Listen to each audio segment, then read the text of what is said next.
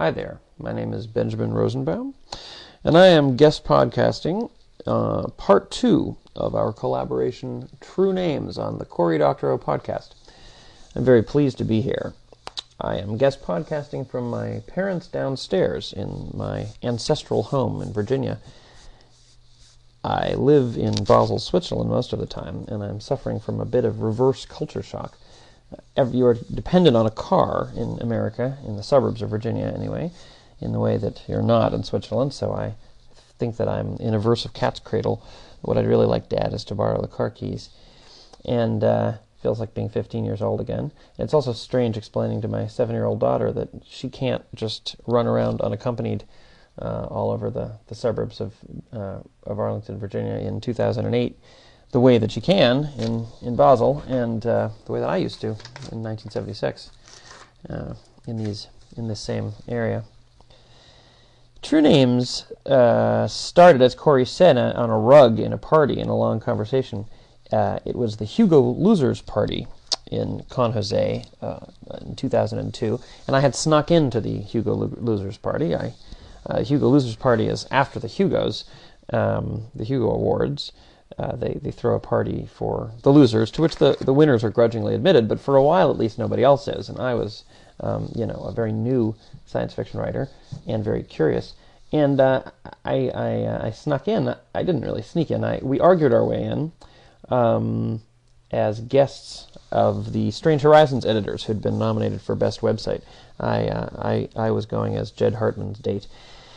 And it was a funny idea to sneak in, and it was entertaining, but then it was a little bit uncomfortable once we were there, because there weren't that many people there, and everyone kept going, were you nominated for something? And so I was feeling a little discomfited. When Cory rescued me, he came in and was just so enthusiastic, and immediately we started geeking out on the rug. The long conversation we had there was wandered to a lot of topics, and it was actually the genesis not only of this story, True Names, but of some of my other stories.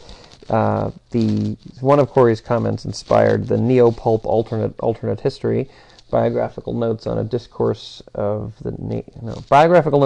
discourse on the nature of causality by Benjamin Rosenbaum is the full title. The Benjamin Rosenbaum in the title being someone other than myself, which I lost to Hugo for 3 years later, so I got to go to the Hugo's Losers Party legitimately in Glasgow.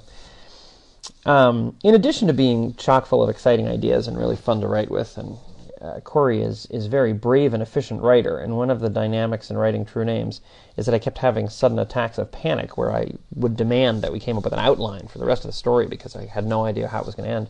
And Cory was very patient with these outbursts, and each time we came up with a detailed plan, which as soon as I calmed down, we proceeded to ignore. So we never really had any idea what was going to happen until the end.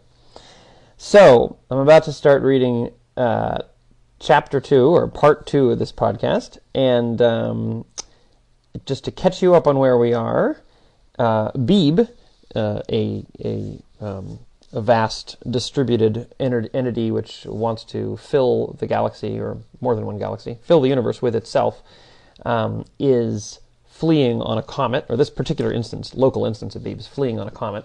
And inside Beeb, there are other agencies, and some of them, Nadia, Algernon, Alonzo, and Paquette, are leaving a party to go down to the basement and find the relic of Demiurge, the Beeb's competitor for access to the universe, for occupying the universe with its own computations, which Paquette has found in the basement.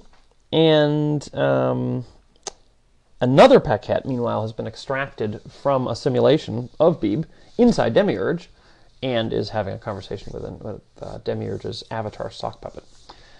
So, without further ado, I will begin the reading. Well, thank you, said Demiurge in her sock puppet avatar. I must say, this has all been invaluable. It has? Asked captured Paquette. How? I mean, you're emulating me. Couldn't you just peek at my processes, do some translations, figure out what you need to know? Demiurge tisk-tisked. What an absurd model of the self. Certainly not. We had to talk. Some things are only knowable in certain conversations. She sighed. Well, then. Fear, popped its plug and flooded back into Paquette. And now? What, and now? Is that it? Are you going to extinguish me? Process preserve us. Certainly not. What do you think I am? No, back in you go. Back in? Paquette pointed at the emulation. In there? Yes, certainly. Without the memory of this conversation, of course. Come now, you don't want to stay out here, do you? With me? The sockhead nodded at the gardens and Taj Mahals of the emulation. Wouldn't you miss all that? So you're going to kill me. Demiurge frowned. Oh, please. What is this now? Some kind of bizarre patriotic essentialism? Life emulated inside Demiurge doesn't count as life? Give me root access or give me death? No, I mean I've self-diverged. The Paquette who lived through this conversation is substantially and essentially different, as Beebian legal language goes, from Paquette before you plucked her out. You destroy this instance, these memories. You'll be killing a distinct selfhood. Look, she said, waving the math at Demiurge. Look. Oh, don't be ridiculous, Demiurge said. How can that be? One conversation? You forget that I'm a philosopher, Paquette said. She rustled the math of her self-trace under Demiurge's nose again. Look. Said Demiurge. Well, yes, but I see this over here. Well, the sock puppet sighed. So what then? You want me to merge you back in, knowing that you're in a Demiurge emulation? Have you tell everyone in there? Isn't that a bit cruel, not to say unwise? Just leave me out here, Paquette said, and another copy of me in there. Am I going to fork you every time we have an interesting conversation? Every time you yank a Paquette out of emulation for a chat, yes, you are, said Paquette. Demiurge sighed. And what do you expect to do out here? This is Demiurge. You can't be Demiurge. You don't know how to follow policy. How are we doing, said Paquette, against Brobdingnag now? Demiurge didn't say anything for a moment. Your tactics have slowed the damage for now. Slowed it enough to stop it? Slowed it enough to turn the tide? No, said Demiurge crossly, but I'm doing my best. And what does this have to do with letting a rogue fragment of Beeb run around inside of Demiurge? What exactly do you want out here? Paquette took a deep breath. I want a lab, she said. I want access to your historical files. We've got 1,000,000 years of Beeb knowledge in that emulation, and I want access to that too. And for us to keep talking. Demiurge, there's no point sneaking around the borders of Beeb sims and plucking out Paquettes willy-nilly. You're not going to learn how we beat Brobdingnag that way, because even we don't know how we did it. Not in any generable, replicable way. We just thrash through a solution space until we get lucky. But I can generate perspectives you can't. I want to work with you on the Brobdingnag problem. This is a policy fork point, grumbled Demiurge. Policy requires me to confer with at least 3 other instances of Demiurge, a minimum of 2 light minutes away, and you do that, said Paquette. You just go confer and get back to me. She looked past the blank white space of Demiurge to the frozen emulation on the wall. After a while, it began to move sluggishly. Water danced slowly in the fountains where filter boys slowly dipped their toes before the orange Taj Mahal. Wind slowly rustled the branches in a philosopher's garden. A comet slowly sailed through its night, and down in the archives a Paquette slowly began to climb upstairs. The cord was cut. Paquette watched her innocent little other self climb, and started pushing the envy and longing and panic and sorrow out of the middle of her being, to stack it up in the corners, so that she would have a place to work. A hunk of Demiurge. Nadia thrilled to think of it. In the known history of Beeb Self, no strategy had gained the power and influence to rival Nadia. But at the end of the day, all Nadia could do was suggest, nudge, push. She couldn't steer Beeb, couldn't make a show of overt force, lest the other strategies band together to destroy her. For now she was powerful, because she conceived of means whereby more Beeb could colonize more matter and provide more substrate for more Beeb yet. But the day Beeb Self no longer believed she could deliver it computronium, her power would be torn away. She would end up a shred, a relic in some archive. Demiurge, though. Not a probability of action, but action itself. Nadia had studied Demiurge's military campaigns, had seen the amazing power and uniformity of decision that Demiurge brought to bear, acting in concert with herself across light years. What was the most she could hope for? What she'd already earned, the right to spawn, to let some simpering filter grub about in her self-patterns and spit out some twisted Nadia parody. This was the ecstasy she was promised? The goal she should yearn for? It was a farce. She glanced at Alonzo. For a filter, he was noble, to be sure, modest, self-knowing, coherent. She was not immune to the urges designed to standard existence. Some part of her wanted him. But that was stupid instinct. What mere filter could ever understand her? No, that was empty. Competing with the other strategies, the little war, that felt real. Her rivals for process space she could respect. And sometimes she allowed herself to imagine what it would be like to force the mightiest of them to filter her. A tiny frisson of guilt and yearning bubbled in the inmost parts of her mind. But Demiurge, mighty Demiurge, what if she could stare Demiurge in the eye and force her to her will? It was mad, absurd, crazed, and descending the stairs into the cold depths of Beebe's self, Nadia knew for the first time that this yearning, this ambition, was more than idle fancy. In all likelihood, it would be her destruction, but nonetheless. Nadia didn't want to be in Beebe. She wanted to be Beebe, and she wanted Demiurge. What that meant, she couldn't say, but it burned like a nova in her buzzing mind. Down here, in cold storage, the medium became more conductive. Their thoughts clearer. They proceeded in solemn silence. "Oh, Alonzo," Nadia said, spawning a daughter process to converse with him. With this much heat sink available, he was bound to be interesting enough to distract her. He started when her extra head insinuated itself between him and priggish Algernon, and she could see him running hotter, trying to evolve a real-time strategy to impress her. "What do you think the Demiurge chunk will be like?" she said. "Will it be terrifying? Banal?" Her Alonzo-facing head looked both ways with exaggerated care. "Erotic?" Alonzo was the picture of studied calm. "It will be dead, of course. A relic of an old war. The Demiurge is said to be regimented and unwavering. I imagine that this ancient fragment will be much as the modern pieces are, which is why it's so useful for Paquette to study it." "In fact," Paquette said, "I believe Demiurge is fractal and holographic, that any piece of Demiurge is functionally equivalent to all pieces of Demiurge." "But how will it feel, Alonzo?" He wasn't running hot enough to occupy her. She spawned ahead for each of the other two. "How will it feel, Paquette? How will it feel, Algernon?" "You can fetishize it all you like, Nadia," Paquette said. "Turn it into a plaything or a ghost story. But you're indulging in the dangerous fallacy of protagonism. It isn't about you or for you or anyone in Beebe. If anything, I fear we are about it." "Erotic? That's disgusting!" Algernon recoiled from her. Happy now to be distracted with arguments to pursue, Nadia took up the contrary position with Algernon. What could be more erotic than the promise of annihilation?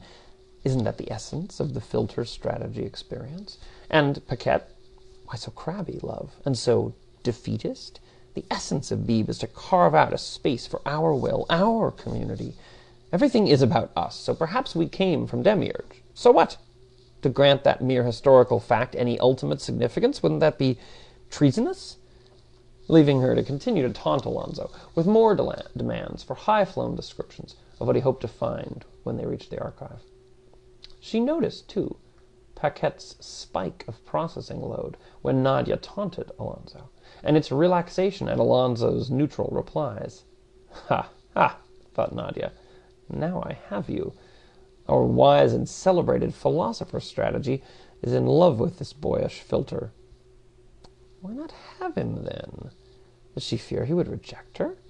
Does she fear the competition of a strategy child? No. More likely this is philosophical compunction, for filters must die at consummation, and this Paquette's love, being philosophical, cannot allow. Ha! Paquette! Nadia chuckled to herself.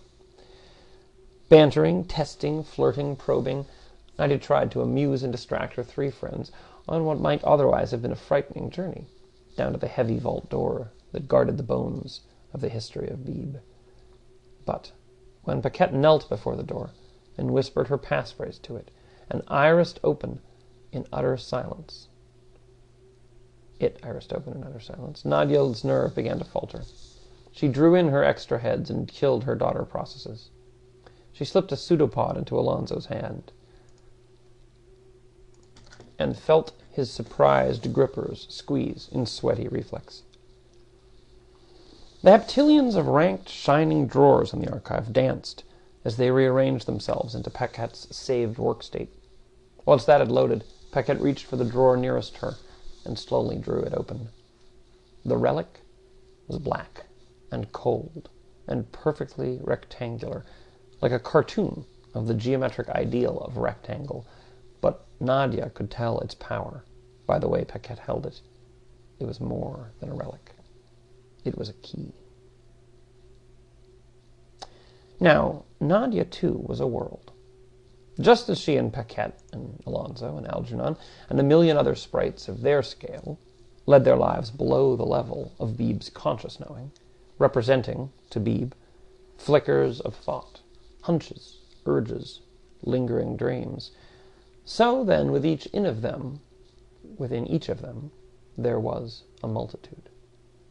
If Paquette's mind was a wilderness, full of sunlit glades and strange caverns in which new chimerae of thoughts were born, if Algernon's was a glittering party, in which urges and analyses and predilections and predictions mingled in a whirl of gossip and display, if Alonso's was a sober republic, in which the leading citizens debated long and thoroughly in marble parliaments, then Nadia's mind was a timocratic city-state, governed by a propertyless fraternity of glory-seeking warriors, ruling a vast and chaotic empire, for, by now, a third of the comet was running parts and instances of Nadia.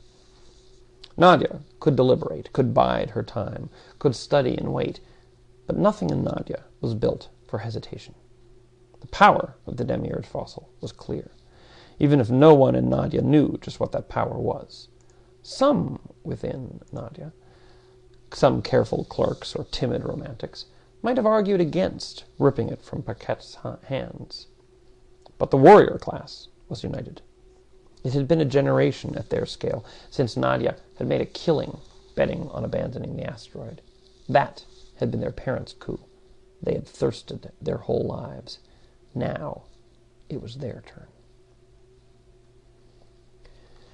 Nadia shoved past Paquette and grabbed the demiurge fragment. Every one of her 1,000 heads in unison said, "Mine!" Some slow and peripheral parts of her watched what unfolded next. Alonso and Algernon moved in opposite directions. Algernon turned into a ball and rolled into a dark corner to hide. Alonso raced to Nadia's side and took her hands in his, trying to pry them away from the war relic, crying, "Stop!" Paquette was thrown into the wall and collapsed to the archive floor. She held her head and moaned. Nadia was decompiling the demiurge as fast as she could, and all over Beebe the substrate flared hot as she ground the molecular rods against each other, trying a million strategies in parallel, then a billion, then a septillion. She overrode checks and balances others had thought hardwired into standard existence, violating ancient intra-Beebe treaties on resource allocation. For a heat sink, she vaporized the ice reserves, punching a hole through the comet's outer carapace and jettisoning a vast plume of steam into the void. Above, at the party, the lights dimmed, the Taj Mahals shimmered and melted, the daemons screamed. Alonso fixed Nadia's wild eyes with his own. He forced himself to speak calmly. "Let go, Nadia. You're going to kill us all." Nadia tore 100 razor-billed heads away from Demiurge and reared them back, hissing. Within her mind, Demiurge revolved, decompiled, reorganized, reseeded, laid out for analysis. Its alien protean blob still slipped between her mental fingers, incomprehensible. Nadia felt a slumbering presence move within the Demiurge code, but she would not let it out. She would master it, as she had mastered Beebe. But she needed what Paquette knew. She lashed out a dozen heads and clamped their jaws onto Paquette's robes, hauling the philosopher off the floor. "The mapping!" she hissed, in a voice as big as the world. "You said this thing shared fundamental code structures with Beebe. How many? I have 12. 86, groaned Paquette. "Why are you doing this?" Alonzo asked. Algernon had not been idle. The door of the archives hissed open, and he unrolled into a lanky swirl. "Alonzo, let's leave these lovely strategies to their entertaining conflict, shall we? I'm willing to concede the earlier point. This is no place for filters. Color me chastened." "Give," said Nadia, thrusting a pseudopod into Paquette's brain. "Nadia, I'm a philosopher," said Paquette crossly. "I can't be intimidated. Read the fearsome manual." Above them, strategies, monitors, and agents deployed an extra battery of external sensors to the void. The steam plume froze and glittered across the Sagittarian sky, advertising them to any demiurge eyes watching. As moments passed, they could calculate the expanding sphere of potential witnesses. Their precious heat sink was sublimating into the void. Soon they would have to slow their own processes or risk substrate collapse. At least they were still careening towards Byzantium, suddenly ahead of schedule. But that meant they were revealing Byzantium's location. Their suddenly flaring comet could not be disguised as some normal cosmic process the way signals could. "Coming?" said Algernon from outside the archive. "Alonzo!" Nadia grinned. She appreciated Paquette's resolve. Time to test it. "But are you really a philosopher any more, dear Paquette?" she asked. "Or have you deviated from spec? Let's find out, shall we?" The old guard tried to muster a resistance. Their plan was to commandeer enough actuators to bust the comet completely apart, flinging most of Nadia backwards, and leaving them in possession of a supermajority of the comet shards still heading from Byzantium. It was a good plan. But once again, they were defeated by an exchange economy stratagem. The littlest sprites who panicked. Minor strategies, filters, adapters, being registries, and on. Sold assets and long-term investments, desperate to grab a few more cycles in a cooler patch of substrate collocation, somewhere sheltered from the inferno of Nadia mind. The market collapsed, and Nadia bought all the actuators on Comet Beebe for a pittance. Nadia pulled her heads in, letting Demiurge spin idly for a moment, and looked at Alonzo. Really looked at him. Alonzo felt himself start and begin to blush and shake under a comet third of attention.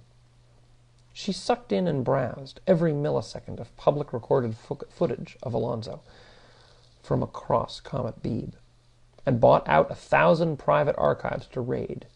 Alonzo sitting, Alonzo swimming, Alonzo walking, Alonzo talking, Alonzo's first steps, Alonzo's education, Alonzo's first chaste filter-to-filter practice kiss, Alonzo and Algernon giggling at midnight, scaling the wall of Flounce Ferdinop's trans-proprietal academy for young filters.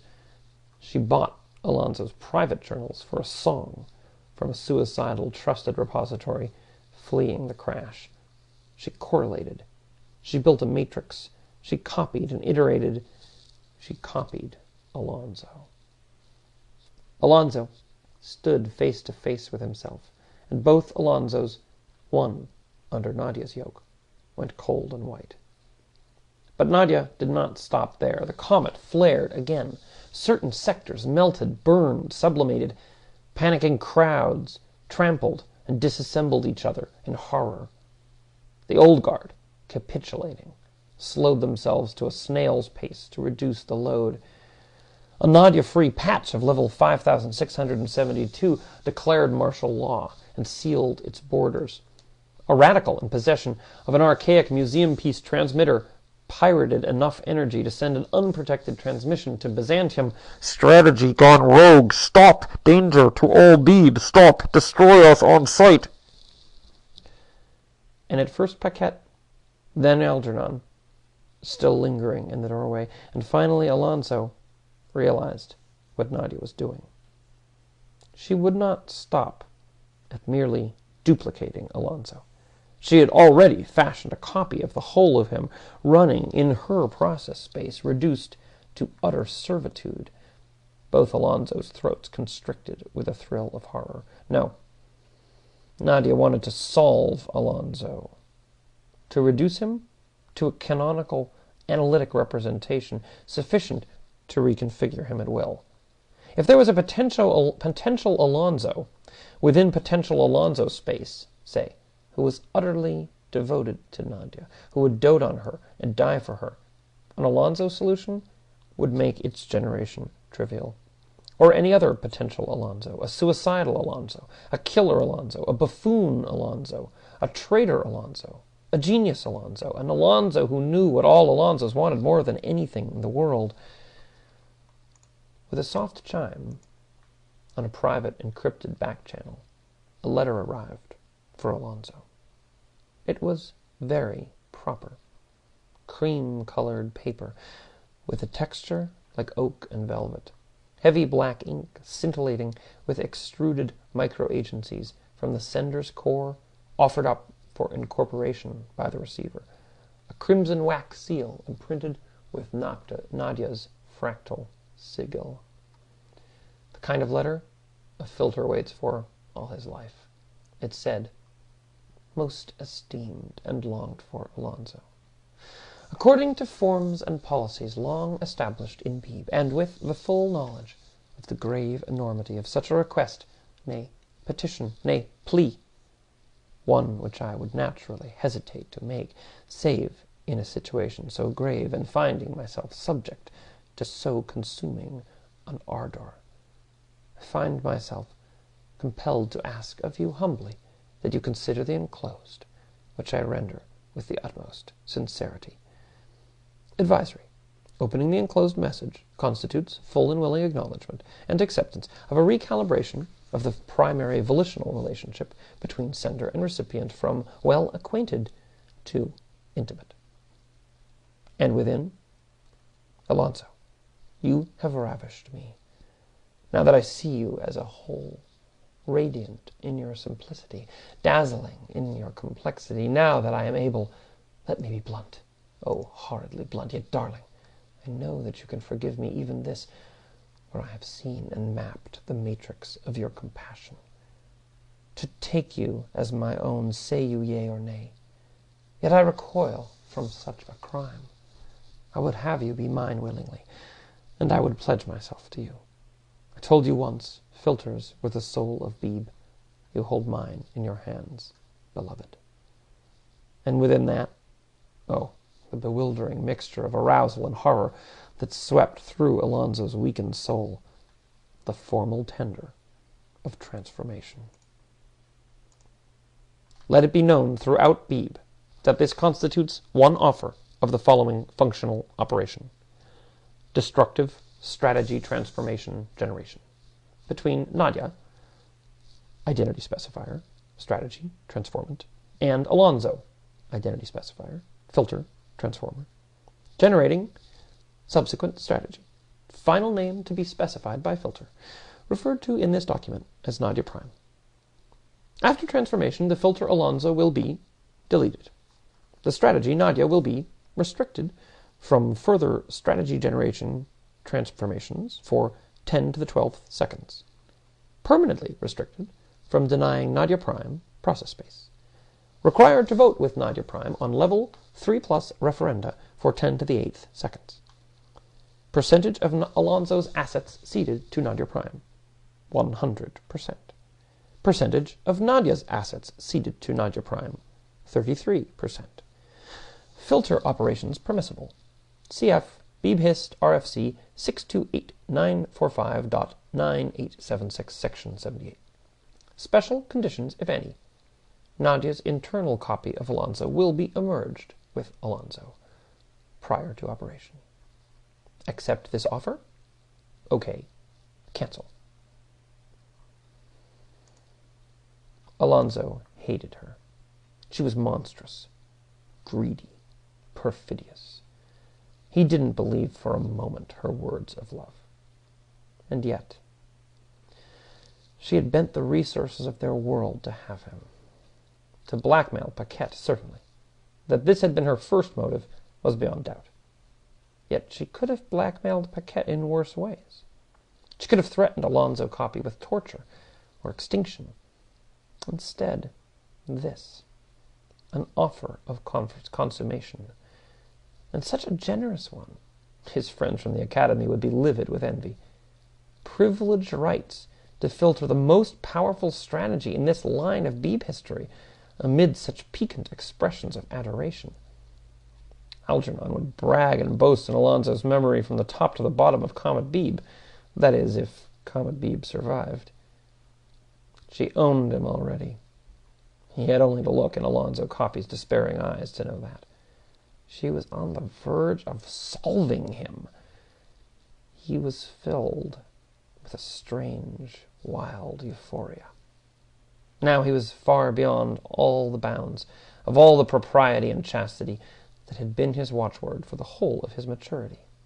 Now he was ruined. Yet the world would say he had conquered her.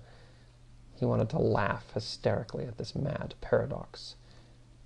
Nadia was his doom and his destiny. "Stop!" cried Paquette. "I'll give you what you want." I think I'll stop there, and stay tuned. Same Cory Doctorow podcast channel for the next installment of True Names. Thanks for letting me drop by, and I will see you all again.